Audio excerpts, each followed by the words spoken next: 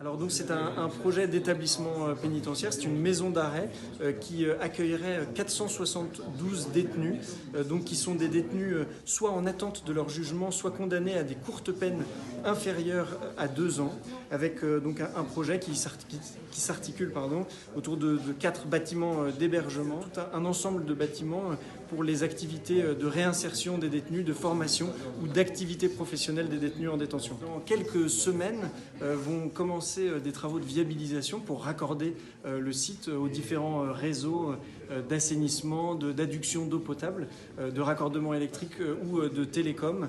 Et tous ces travaux pourront être engagés seulement à l'issue de fouilles archéologiques qui doivent se tenir pour déceler un éventuel patrimoine archéologique qui mériterait d'être conservé sur ce site. Oui, pour un établissement pénitentiaire, c'est une première en France, et dans le département, c'est aussi une première. Donc cette participation du public par la voie électronique, c'est une véritable première.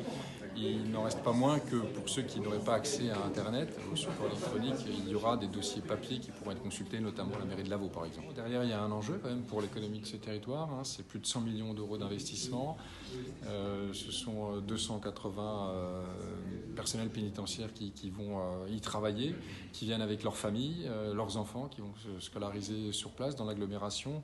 Et on estime qu'environ, si l'on compte ces emplois directs et plus tous ceux qui sont indirects ou induits, on aura environ 400 emplois qui seront créés dans l'agglomération. Donc il y a un vrai plus aussi pour la dynamique du territoire.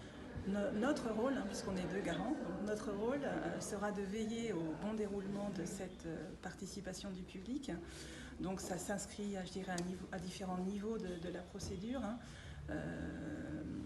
Déjà aller chercher les publics qui sont concernés par ce projet, toutes les personnes qui peuvent être intéressées, aller leur donner l'information que la participation existe, qu'il y a des dossiers qui sont disponibles et qu'ils peuvent participer au cours de cette procédure, poser des questions, poser des observations, des avis, et leur dire que le maître d'ouvrage répondra au fur et à mesure de la procédure aux questions qui seront posées. Donc ça, c'est le premier niveau.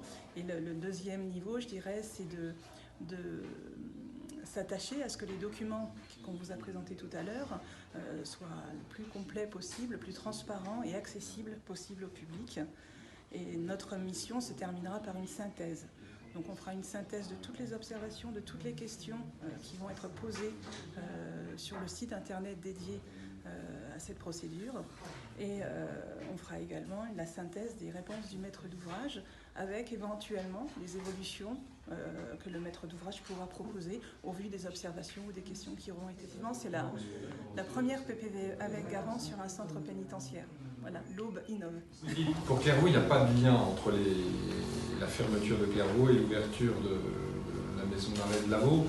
Le seul lien qu'il pourrait y avoir, c'est pour des personnels pénitentiaires de Clairvaux qui, ils sont encore un peu plus de 120, 130 je crois, souhaiteraient rester dans l'Aube. Donc ça, ce sont des choix de vie, c'est le cadre de mutation interne à l'administration pénitentiaire. Et c'est vrai que dans la mesure du possible, si ceux qui souhaitent rester dans l'Aube peuvent intégrer la maison de Lavaux, il n'y aura, je pense, pas de difficulté. Concernant l'actuelle maison d'arrêt de Troyes, il y a, pas sans trop en dévoiler, mais on est en échange permanent avec la ville de Troyes, TCM, mais sur des projets, effectivement, je ne pense pas que l'État ait vocation à conserver nécessairement ce bâtiment, mais ça doit être discuté déjà avec le ministère de la Justice, bien entendu, et puis ensuite avec la ville de Troyes sur les projets possibles de ce bâtiment qui est bien situé, il est au cœur de la ville, et on voit que pas très loin il y a un autre projet, là, Licorne et autres, donc c'est quand même une grande surface en plein cœur de ville. Plus rien, puisque la DGF à Lavaux, elle est epsilon. Je crois qu'on a 104 € de DGF pour tout le village. Autant dire rien. Alors, c'est vrai que ça va m'apporter 472 ou 480 habitants, si vous voulez, rentrent dans le comptage des habitants. Mais à part ça, c'est tout. Alors ça sera un autre débat que j'aborderai à un certain moment, parce qu'il est à peu près certain que la commune sera quand même sollicitée pour différentes choses. Donc ça ne pourra pas être toujours gratuit. Donc il faudra bien qu'on trouve un compromis ou quelque chose avec l'État ou avec trois chambres de métropole. Mais autrement, c'est tout.